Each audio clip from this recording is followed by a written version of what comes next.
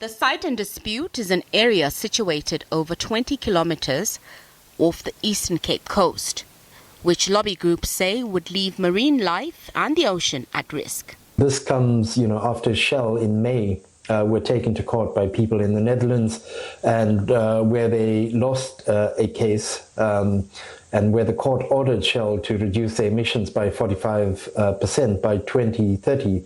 Despite being unsuccessful in their first urgent court application, the groups were not deterred. What we are doing as Greenpeace is only a small piece in a big fight.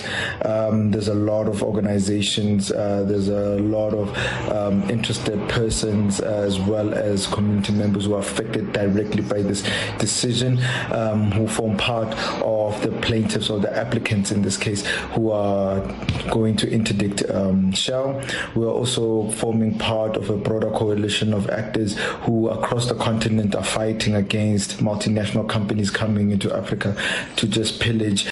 Their persistence paid off in a second round of court hearings when their lawyers argued that the impact of the blasting would cause significant and irreparable harm to the marine life and impact the livelihoods, constitutional rights and customary rights of coastal communities.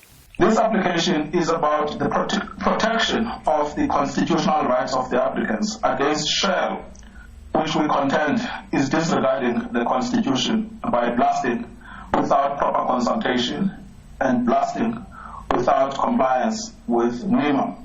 Presiding Judge Gerald Bloom was inclined to agree, ordering Shell to immediately stop its seismic activity and for proper public consultation with all affected communities to be conducted. And are hereby interdicted from undertaking seismic survey operations.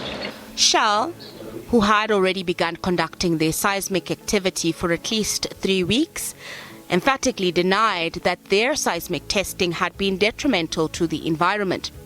They say their plan of using high decibel air guns to map potential oil and natural gas deposits had been fully thought through and researched. We suspended the survey as at 11 o'clock this morning, immediately when we were notified of the ruling. At this stage, we are engaging with all our internal stakeholders in terms of mapping out our way forward. It is a real disappointment for us, but we will then make a review and then make a decision thereafter. A costly decision that will see the oil giant lose millions of rands. In addition, Shell has terminated its contract with the oil and gas ship that was conducting the seismic survey due to the outstanding legal issues about the survey and the limited weather window that the Amazon Warrior vessel would have to conclude its work. The Minister of Minerals and Resources, Gwede Mantashe, has come out strongly in support of the energy companies' plan to explore for oil and gas on the Wild Coast. Mantashe rubbished the community's concerns and appealed to those who were opposed to it to change their minds and allow the project to go ahead. We therefore appeal to all objectors to acknowledge this and allow South Africa to exploit its natural resources for the benefit of its citizens.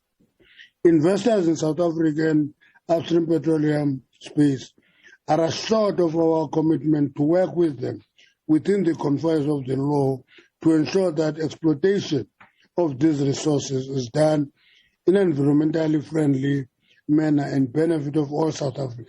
The Department of Minerals and Energy maintains that they had adhered to all the compliance and regulatory prescripts.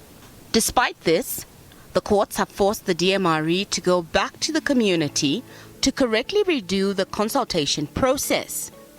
Whether they do so or choose to appeal the court's decision will play out in the coming months. Nozintombi Mia, SABC News.